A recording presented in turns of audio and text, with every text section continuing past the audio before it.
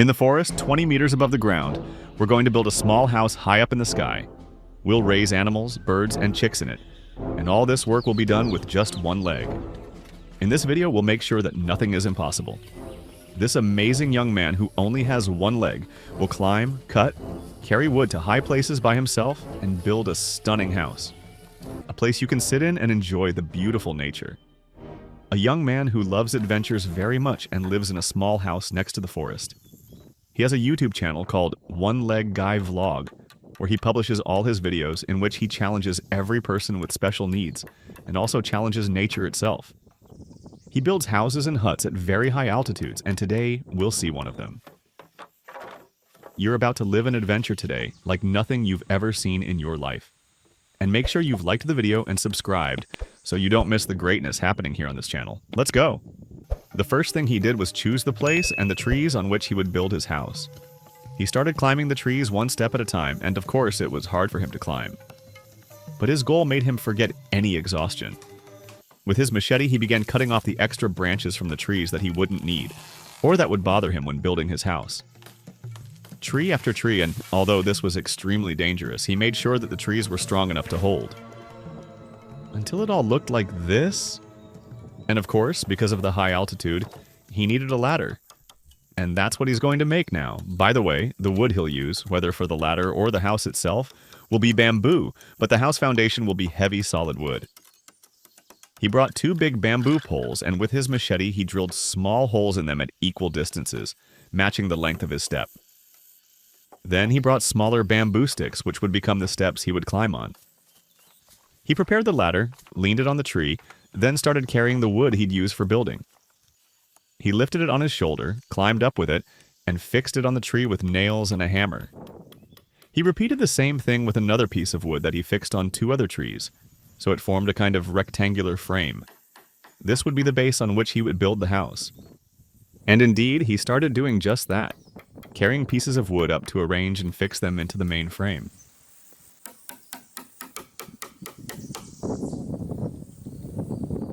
Then he moved to the next step, which was fixing vertical poles because he wanted to build a second floor.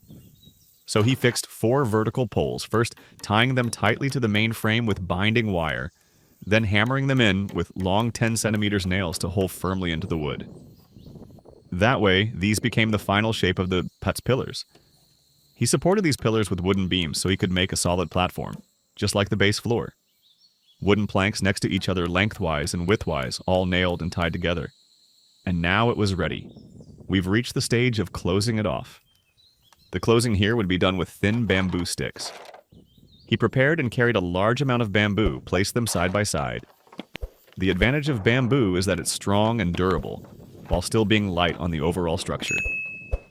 After gathering all of the bamboo together, arranging the angles and everything, he used pliers and binding wire to tie all the bamboo together, so it became one solid piece. He repeated the same thing on the upper part, brought more bamboo sticks to cover the upper area, laid them side by side neatly, and pressed them down with his foot to make sure nothing was loose. He then cut off all the extra bamboo ends to make them even and give the whole thing a neat look. And since he needed to keep working higher up, he made a small ladder in the same way as before. He brought 2 bamboo poles, drilled small holes opposite each other, and fixed them with smaller bamboo sticks until he had this neat little ladder. He climbed up and started preparing the space with vertical wooden pillars so he could enclose the house from above. 2 pillars facing another 2, reinforced with horizontal beams of wood forming this shape. And the space was now fully prepared to be enclosed later.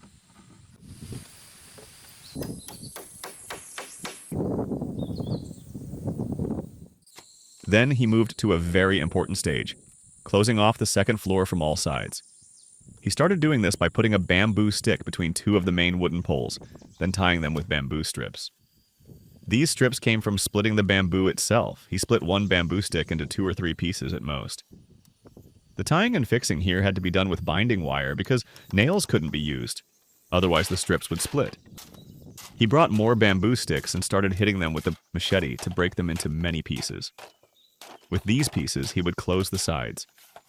He spread the pieces side by side so they covered a larger area, arranging them neatly and evenly, piece after piece, to form the final look of this part of the house. Now, only the roof was left.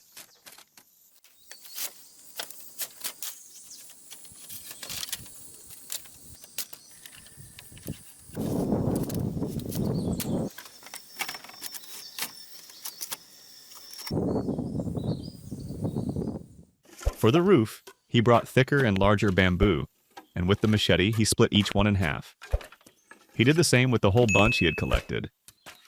These halves had nodes inside, which of course he had to remove completely, because if they stayed, they would make his task much harder. He carried what he had prepared on his shoulder and climbed up. What he did was place two halves facing upward, side by side, then cover them with another half facing downward. That way, they locked into each other and became stable. The idea of assembling these pieces together like this gave the whole structure strength and durability, as well as protection from rain so that water wouldn't accumulate on the house. Plus, it added a beautiful final look. After finishing the roof, he tied it securely with binding wire. What was left were the sides, which he built in the same way but using smaller and shorter pieces. And they looked really amazing.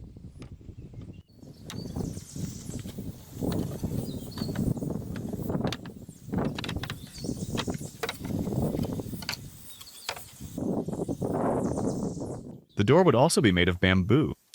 He used two thin poles and carved small rectangular slots in them at equal distances, then inserted bamboo sticks one by one. Using the same method of closing as before, he finished the door, tied it in place, fixed it securely, and even tested it.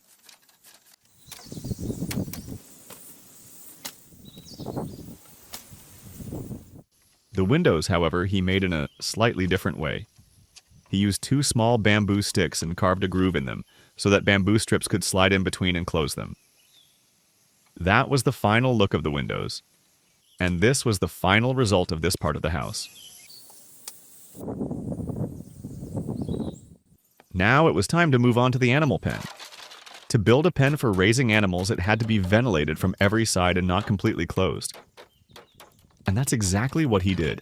He brought a lot of bamboo sticks and started hollowing out their ends like this. Then all he had to do was place two sticks on the ground and two more above them, so that each pair lined up with the openings. He tied them with a thin stick and began arranging all the bamboo on top of each other, leaving spaces in between so that air could flow through.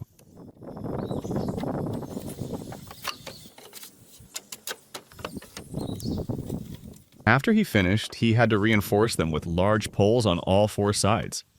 He tied them with binding wire from every side and placed wood on top, fixing it in place to completely cover the roof. The fixing was done in the same way we saw before.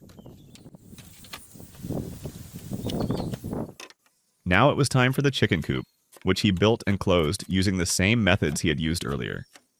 He brought bamboo sticks, drilled holes in them from the sides and top, and inserted split sticks into every hole so that in the end it looked like this.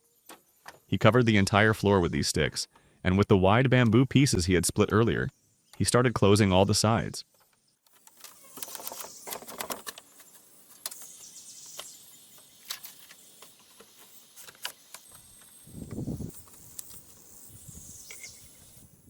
He fixed wood on the roof to cover it in the same way, and this was the result.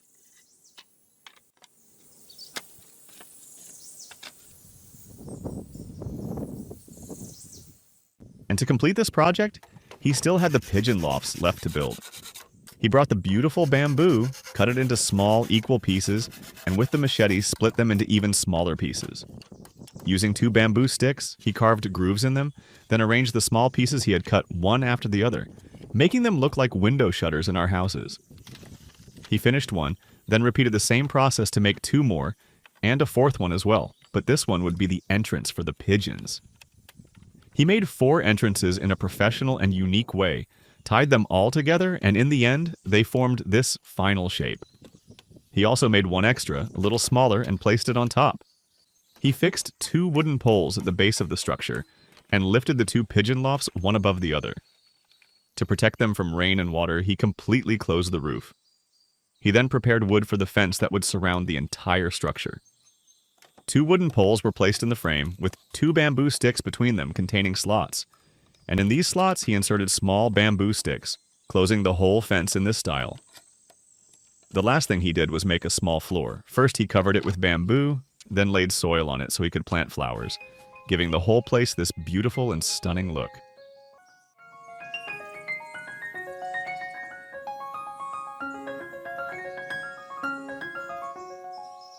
He brought out 2 small pigs and put them in the pen. Then he placed the chicks inside their coop and the pigeons in their loft. He gave them food and water, and all of them were happy living high up in the trees. And that's it.